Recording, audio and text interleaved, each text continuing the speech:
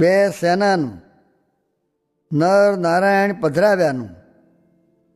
સ્વામિનારાયણ હરે સંવત 1878 ફાગણ વદી દશમીને દિવસ શ્રીજી મહારાજ અર્ધરાત્રિને સમયે જાગ્યા ને શ્રી ગઢડા મધ્યે દાદા કાચરના દરબારમાં શ્રી વાસુદેવ નારાયણના મંદિરની આગળ દક્ષિણાદે મુખારવિંદે ઢોલિયા ઉપર વિરાજમાન થયા હતા ને સર્વ શ્વેત વસ્ત્ર ધારણ કર્યા હતા.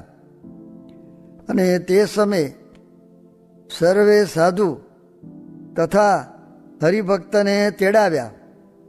પછી પોતાના મુખારવિંદની આગળ તે સર્વેની સભા ભરાઈને બેઠી.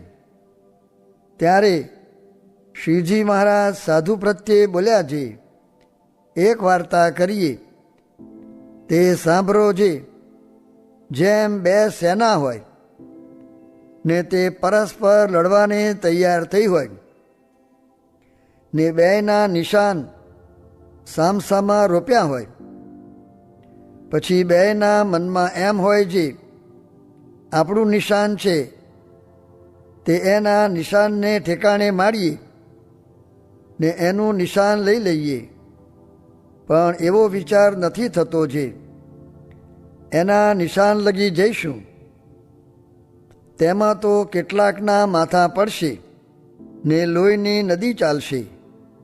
તેનો તો એને ભય નથી, કાંજી શૂરવીર હોય તેને મરવાની બીક હોય નહીં. અને જે કાયર છે તે તો ભાગ્યાના હજારો વિચાર કરે છે અને એમ પણ વિચાર કરે છે જે આપણી ફોજ જીતશે તો કોઈકનું ધન હથિયાર હશે તે લૂંટી લઈશું. અને તે બે રાજાના જે શૂરવીર છે તેને તો મરવાનો પણ ભય નથી અને લૂંટવાનો પણ લોભ નથી, પણ તેનું નિશાન લેવું ને પોતાની જીત કરવી એવો જ એક સંકલ્પ છે. એ તો દ્રષ્ટાંત છે, એનું સિદ્ધાંત તો એ છે જે નિશાનને ઠેકાણે તો ભગવાનનું ધામ છે અને રાજાના શૂરવીરને ઠેકાણે તો ભગવાનના દ્રઢ ભક્ત છે. તેને તો આ સંસારને વિશે માન થાઓ અથવા અપમાન થાઓ, દેહને સુખ થાઓ અથવા દુઃખ થાઓ, શરીર રોગી રહો અથવા નિરોગી રહો, દેહ જીવો અથવા મરો, પણ એને કોઈ જાતનો હૈયામાં ઘાટ નથી જે આપણે આટલું દુઃખ થશે કે આપણે આટલું સુખ થશે. એ બેમાંથી કોઈ જાતનો હૈયામાં ઘાટ નથી. એ ભક્તજનના હૈયામાં તો એ જ દ્રઢ નિશ્ચય છે જે આ દેહે કરીને ભગવાનના ધામમાં નિવાસ કરવો છે, પણ વચમાં ક્યાંય લોભાવું નથી. અને કાયરને ઠેકાણે જે દેહાભિમાની એવા ભગવાનના ભક્ત છે તેને તો પ્રભુ ભજ્યામાં હજાર જાતના ઘાટ થાય છે જે જો કરડા વર્તમાન થશે તો નહીં નભાય ને સુગમ વર્તમાન હશે તો નભાશે. અને વળી એવો પણ વિચાર કરે છે આવો ઉપાય કરીએ તો સંસારમાં પણ સુખિયા થઈએ અને નભાશે તો હરવા હરવા સત્સંગમાં નભીશું. એવો ભક્ત હોય તે કાયરને ઠેકાણે જાણવો. અને શૂરવીર જે ભગવાનના દ્રઢ ભક્ત હોય તેને તો પિંડ બ્રહ્માંડ સંબંધી કોઈ જાતનો ઘાટ ન થાય. પછી શ્રીજી મહારાજે પોતાના વૃત્તાંતની વાર્તા કરવા માંડી છે. અમે અમદાવાદમાં શ્રી નરનારાયણ દેવની પ્રતિષ્ઠા કરવા ગયા હતા. ત્યારે હજારો માણસનો મેરો ભરાયો હતો. પછી જ્યારે શ્રી નરનારાયણ દેવની પ્રતિષ્ઠા થઈ રહી અને અમદાવાદના બ્રાહ્મણો 84 જમી રહ્યા. પછી અમે સાબદા થઈને ચાલી નીસર્યા. તે જેતરપુરમાં જઈને રાત રહ્યા. પછી ત્યાં જઈને એવો વિચાર કરવા માંડ્યો છે, જેટલા માણસ દેખ્યા છે ને જેટલી પ્રવૃત્તિ દેખી છે તેને ટાળી નાખવી. પછી તેને વિચાર્યાને અર્થે હૈયામાં અતિશય દુઃખ થયું. તેણે કરીને શરીરે પણ માદા થઈ ગયા. પછી ત્યાં થકી દ્વારકે જઈને રાત રહ્યા અને દ્વારકાના ચાલ્યા. એને એ વિચારમાં ગામ કોટને પાસે ગણેશ દ્વારકાની રાણીઓમાં જઈને રાત રહ્યા. તે વિચાર એવો કરવા માંડ્યો છે, દેહની સ્મૃતિ ન રહી. પછી વિચારતા વિચારતા સર્વ પ્રવૃત્તિને વિસારી મેલી ને જેવા અમે કાંકરીએ તળાવ ઉતર્યા નહોતા ને મેરો પણ ભરાયો નહોતો ને ત્યારે કોઈ જાતનો ઘાટ નહોતો, તેવી રીતે સર્વ ઘાટ ટાળી નાખ્યા. અને જ્યારે લૌકિક ઘાટ મટી ગયા ત્યારે અંતરદ્રષ્ટિ રહેવા માંડી. પછી અલૌકિક આશ્ચર્ય દેખાવા માંડ્યા અને દેવતા સંબંધી જે ભોગ છે તે દેખાવા માંડ્યા ને અનંત પ્રકારના વિમાન ને અનંત પ્રકારની અપ્સરા ને અનંત પ્રકારના વસ્ત્ર, અનંત પ્રકારના અલંકાર તે જેમ અહીં મૃત્યુલોકને વિશે છે તેમજ ત્યાં દેખાવા લાગ્યા. પણ અમારા અંતરમાં તો એક ભગવાન વિના બીજું કાંઈ ગમ્યું નહીં. અને જેમ અહીંના પંચ વિષય તે અમને તુચ્છ ભાસ્યા ને તેમાં અમારું મન લોભાયું નહીં, તેમજ દેવલોક બ્રહ્મલોક પર્યંત અમારું મન ક્યાંય લોભાયું નહીં. તેને દેખીને દેવતા સર્વે અમારા વખાણ કરવા માંડ્યા છે.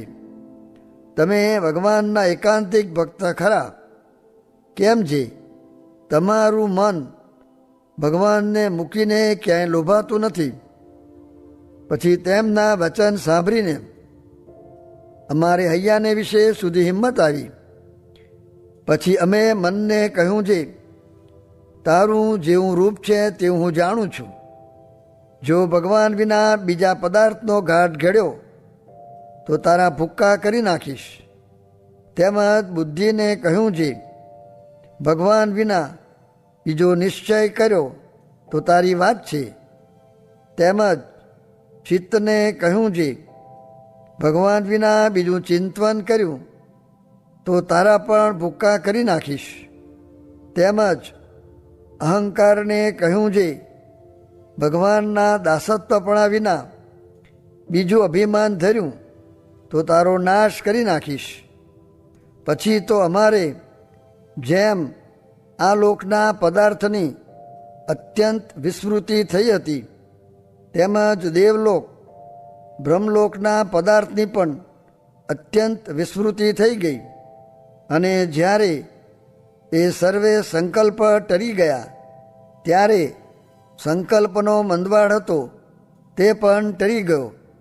એવી રીતે ભગવાનનો ભક્ત હોય તેને વર્તવું. એમ શ્રીજી મહારાજે પોતાનું વૃત્તાંત ભક્તજનના કલ્યાણને અર્થે કહ્યું ને પોતે તો સાક્ષાત શ્રી કૃષ્ણ પુરુષોત્તમ નારાયણ છે. પછી શ્રીજી મહારાજ બોલ્યા છે, વાસુદેવ મહાત્મને વિશે એકાંતિક ભક્તના ધર્મ કયા છે. જે એકાંતિક ભક્ત હોય તે પોતાનું રૂપ દેહ માને નહીં ને પોતાને ચૈતન્ય રૂપ માને અને સ્વધર્મ જ્ઞાન ને વૈરાગ્ય તેણે સહિત ભગવાનની ભક્તિ કરે ને એક ભગવાન વિના બીજા કોઈ પદાર્થની વાસના રાખે નહીં. અને એ જ્યારે એ ભગવાનને ભજીને આવી રીતનો સાધુ થયો ત્યારે સાધુ થકી કોઈ બીજી મોટી પદવી નથી. જેમ રાજા હોય ને તેની રાણી હોય, તે જેટલામાં રાજાનું રાજ્ય છે તેટલામાં રાણીનું રાજ્ય પણ કહેવાય. અને જેવો રાજાનો હુકમ ચાલે તેવો જ રાણીનો પણ હુકમ ચાલે. તેમ ભગવાનનો જેવો પ્રતાપ છે તેવો જ એ સાધુનો પણ પ્રતાપ છે. માટે તુચ્છ એવા જે સંસારના સુખ તે સાધુને ઈચ્છવા નહીં. કાંજે એ સાધુ જ્યારે ભગવાનના ધામને પામે છે ત્યારે અનંતકોટી બ્રહ્માંડના પતિ જે બ્રહ્માદિક ઈશ્વર તે ભગવાનને અર્થે જેમ અનંત પ્રકારની ભેટ સામગ્રીઓ લાવે છે તેમ સાધુને અર્થે પણ લાવે છે. અને ભગવાનને પ્રતાપે કરીને એ સાધુ અલૌકિક ઐશ્વર્ય સામર્થ્યને પામે છે. એવો મોટો વિચાર હૈયામાં રાખીને એક ભગવાન વિના બીજું કાંઈ પણ મનમાં ઈચ્છું નહીં. અને જેમ હાથમાં ચિંતામણી આવી ત્યારે તે ચિંતામણીને જતન કરીને રાખવી. કેમ જે જો હાથમાં ચિંતામણી છે તો જે પદાર્થને ઈચ્છશે તે પદાર્થને આપશે.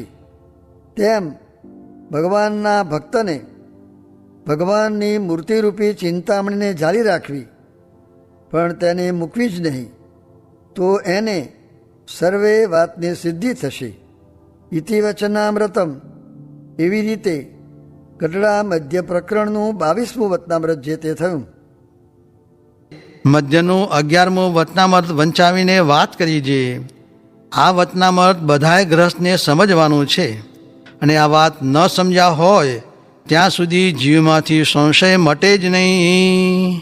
સ્વામિનારાયણ હરે સ્વામીએ વાત કરી છે, નિરંતર પોતે પોતાનો તપાસ કરવો ને પાછું વળીને જોવું છે.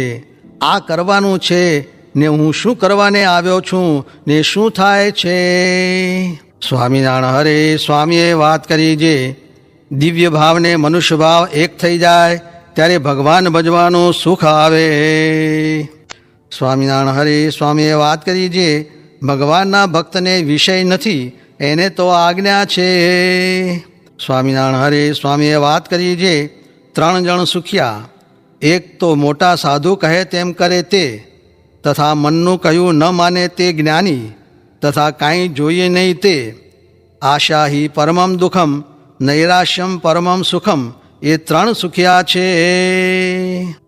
સ્વામિનારાયણ હરે સ્વામીએ વાત કરી છે, ઉપાસનાના વચનામૃત 10, 20, 25 જુદા કાઢીને તેનો વેગ લગાડવો, તથા સાધુના મહિમાના જુદા કાઢીને તેનો વેગ લગાડવો.